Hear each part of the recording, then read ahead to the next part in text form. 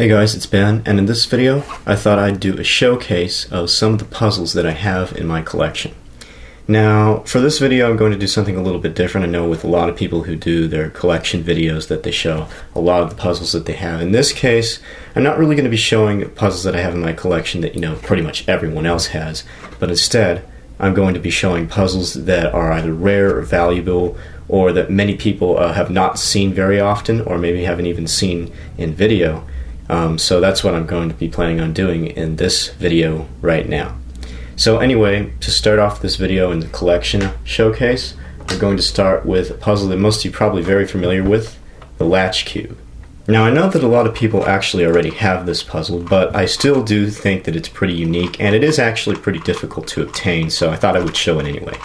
So this is basically just a regular 3x3 cube, except it's got arrows on every side pointing either clockwise or counterclockwise, like these arrows, and the direction of the arrows indicate which direction you must turn the face. So in this case I must turn it counterclockwise, and I can't turn it clockwise or it locks up. And for example, on this side I can turn it clockwise like this, but I can't turn it counterclockwise or it locks up. And what's interesting is you can get several combinations of arrows. For example, if two arrows go in opposite directions on the same face, then that face cannot turn. It's completely locked and it bandages it. But if there's a face with absolutely no arrows on it, then it's free to turn either direction, like this. And so this makes the solve of this puzzle really interesting. So solving it is actually pretty difficult. It's pretty interesting. Basically, the way that I learned solving this puzzle, at least, is isolating all of the arrows to one side so that you have two free faces to turn at any given time.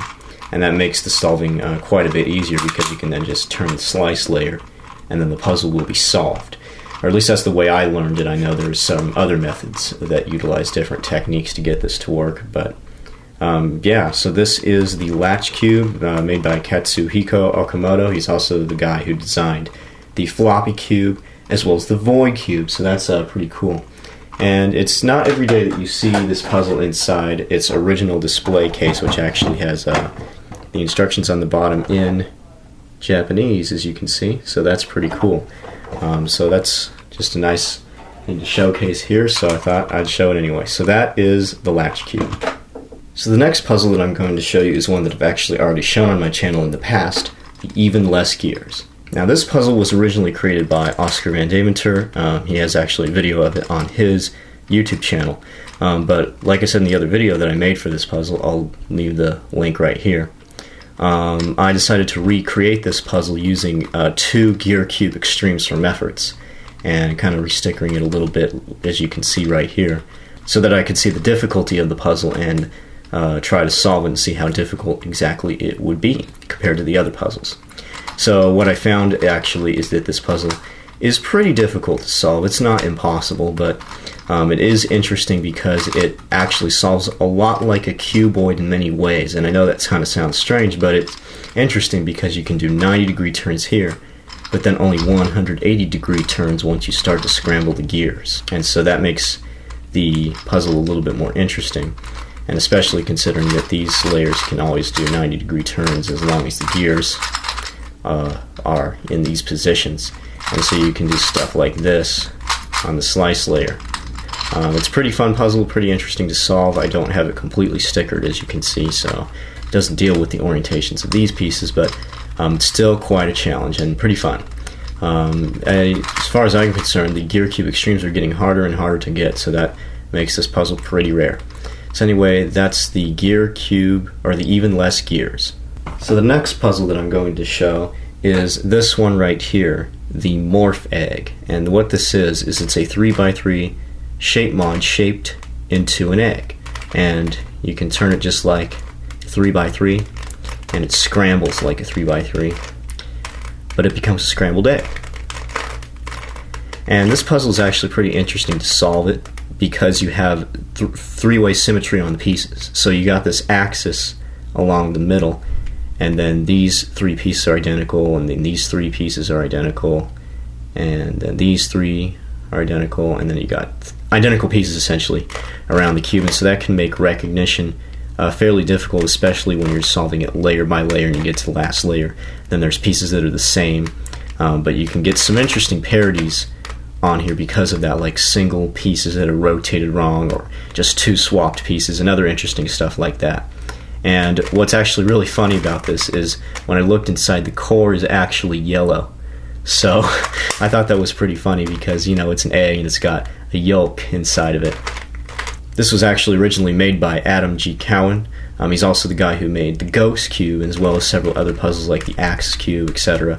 This was mass-produced by Mefferts a long time ago, but you can't get the original ones anymore. They only sell the metallic versions. So it's kind of an interesting case where the originals are more difficult to come across than the metallic ones. So that's pretty funny.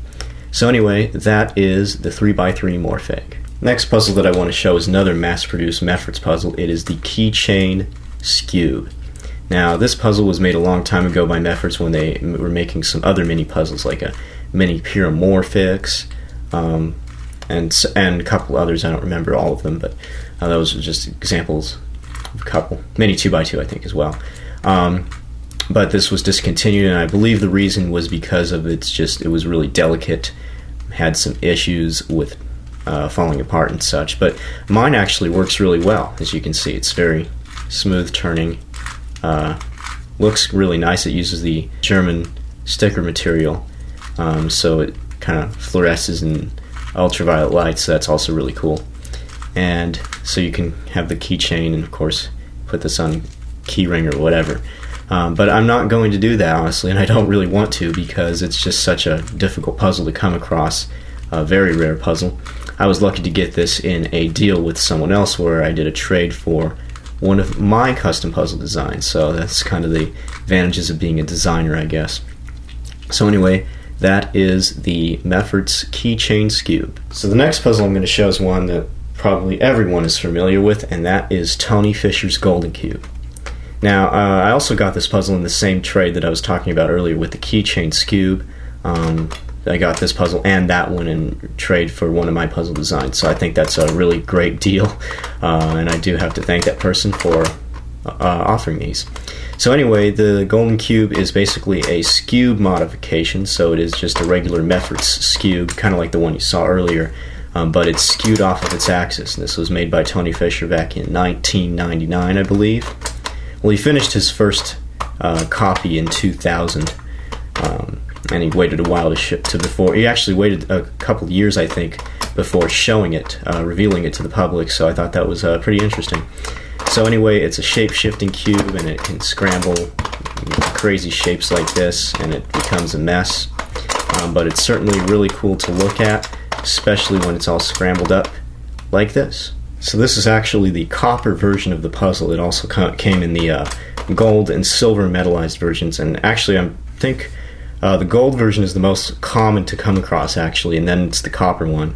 And then the silver one is actually a lot more difficult to find than the other ones, which I kind of find interesting. And then they also had the regular black and white plastic versions with the stickers from CubeSmith. But it's still an interesting puzzle and really difficult to come across nowadays. This is basically like the next Dogic, if you want to say that. So I'm really glad I have this, really lucky I got to get one. So anyway, that is the Tony Fisher's Golden Cube. So the next puzzle that I'm going to show is this one, the B-Axe. And this was originally created by Timur Batirov. He also made the Master Pyraminx, Gear Pyraminx, also made the Gear Skewb as well.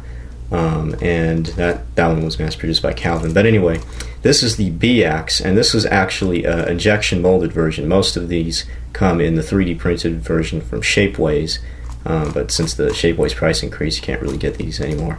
But he partnered up with another puzzle maker, I believe, from Russia, and worked with him to make a injection molded version. This is actually not mass produced, but it is still injection molded plastic, and it turns like injection molded plastic.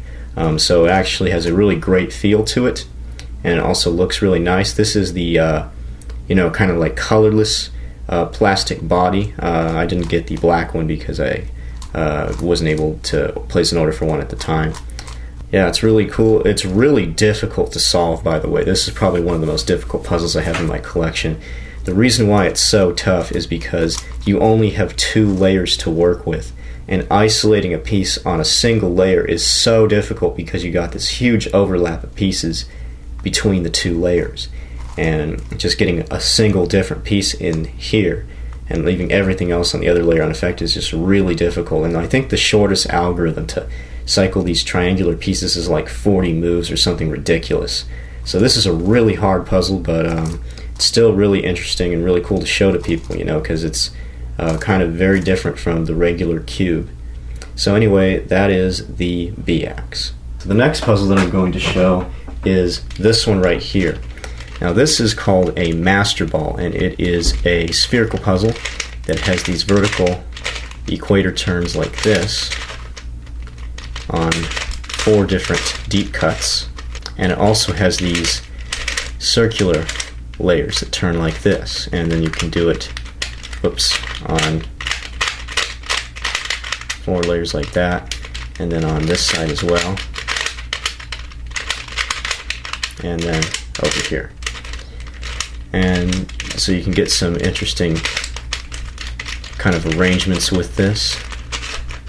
As you can see, it kind of has the letters of USA on the side. This is one of the USA themed master balls. They also come in other different versions, the rainbow colored version with multiple different stripes for these little loons here, and as well as some ones with pictures on them, like I know there's one that actually looks like a globe, but this is the least rare one as far as I'm concerned. It's still difficult to come across, but these can be found on eBay and places like that, so still interesting. It's not too difficult to solve because there's so many equal pieces that only really what you have to do is get this arrangement for the pattern, and that's really it. You know, just kind of like separate all the pieces into alternating colors. So it's not too difficult, but it's still interesting to show to people and interesting to play with. So one other interesting thing is that you can only do the 180-degree turns. Like, even though this move looks like it's possible, it's not because of the mechanism. So that's also kind of interesting. So anyway, that is the master ball. So the next puzzle that I'm going to show you is the only 3D printed puzzle I have that is not of my own design, and it is the Multi-Skewb. Now this puzzle is basically similar to the multi-dodecahedron by Tom Z, which is basically a Megaminx and a Master Pence Ultimate in one puzzle. This is similar. Basically what it is a CompuCube and a Master Skewb in one puzzle. And so you can have the windows to look down inside on the internal faces, and the inside puzzle turns with the outside puzzle. So that makes it interesting to solve. But honestly, this puzzle isn't actually that much more difficult than a regular Master Skewb. In fact, I'd argue it's easier to solve. But it's still cool to look at. And then he also offered these in super sticker versions as well, which I used to have the super stickers on this, but I took them off because I think the puzzle looks much nicer with these stickers. It looks really cool. So anyway, this is actually tumbled by Brandon Enright, who is basically the Shapeways tumbler of the community, and he makes basically takes the 3D printed parts and he polishes them in a rock tumbler using some coarse grit, fine grit, and as well as some porcelain spheres to give it shine. And that makes the puzzles turn much smoother than they would normally, because this is actually 3D printed, but it turns very smoothly, like a mass-produced puzzle basically, and it feels really nice. I really like the feel of the cube, and it's really fun to play with. It turns very well. It has some pretty nice corner cutting added ability too. So I really like this cube. It's really interesting to solve it because you kind of have to work with the inside window along with the outside pieces. But it isn't actually that difficult as long as you can figure out algorithms just to cycle certain pieces around. It's not too hard to solve, but it's pretty fun. So that is the Multi-Skewb. So the next puzzle that I'm going to show you is one you probably are all very familiar with, and it's the Ghost Cube. Now, at first glance, this one, wondering why I would include just the Ghost Cube in here, because it's really a mass-produced puzzle already. A lot of people have obtained one, but this isn't just any Ghost Cube. This is the Ghost Cube. That is, this is an original hand-cast Ghost Cube from 2009. This is one of the original puzzles. This was cast by Jason Smith in partnership with Adam Cowan as well. He made a production run of about 17, I believe, and this was one of the puzzles from the 17. What happened, how I obtained this, is he had some that hadn't sold from the original production one, and he was offering them on the Twisty Puzzles forum, and I just had to get one. So this is a really, really rare puzzle. There's very few of these in existence, especially in a condition like this, because I mean, this thing looks amazing. It looks much better than the mass-produced one, in my opinion, because you know, this actually fills in the entire face. It's not like some cavity there with the result of the filling, and also over here. It just looks really good. The turning isn't quite as good as the mass-produced puzzles, but it still turns definitely good enough to be solvable, and you can still turn the puzzle like this on all the layers, and it still works well enough to be able to play with it. So I'm really happy that I have this puzzle, that I was able to get this puzzle. It's really rare, and this isn't just like any copy or anything. This isn't handmade. This is the original Ghost Cube, and so I think that's just really cool. But this isn't actually the rarest puzzle I have in my collection. That's the one I'm going to show next. So the rarest puzzle that I have in my collection is this one. This is the Shepherd's Megaminx. Now, you probably are already familiar with this if you've seen J.R. Cuber's video on this puzzle. This is actually the same puzzle. I actually got this at the World Championships in 2013 from him. I did a trade, and in the trade I got the Shepherd's Megaminx. And this thing is really, really, really rare because this is made using Isovire, or Puzzle Addiction's sticker scheme with the stickers that are on this puzzle. And his shop closed down, so you cannot get these stickers or this puzzle anymore. It's impossible, unless you try to make them yourself, but again, it won't be the exact same stickers. So this is extremely rare, and as you can see, it isn't solved. This is a really difficult puzzle. I have a method, sort of, to solve this. Is basically just to work with one piece at a time using commutators over and over again to prevent the orientation of the centers from changing, because I have them in the correct orientation right now. But yeah, this thing is really, really confusing, really hard to solve, and just super, super rare. So it's a privilege, you know, to be able to own something like this. And as far as I'm concerned, there's only a handful of these in the world that exist, and you can't get them anymore. So this is actually made from a QJ Megaminx, as you can see, just like that. It's not super high quality, but it still works really well, and it turns nicely. It turns better than the MF8, so that's a good thing. Anyway, so that is the Shepherd's Megaminx extremely rare puzzle, the rarest puzzle I have in my collection. Okay, so that's about it for all of the puzzles that I wanted to showcase in this video. The rest of the ones that I have are very simple puzzles, or puzzles you can buy on the market right now, or puzzles that are pretty much known by everyone. So I just wanted to showcase some of the more unique ones that you may have not seen, so I think that's pretty cool. So anyway, that's it for this video. Hope you enjoyed it, and thanks for watching.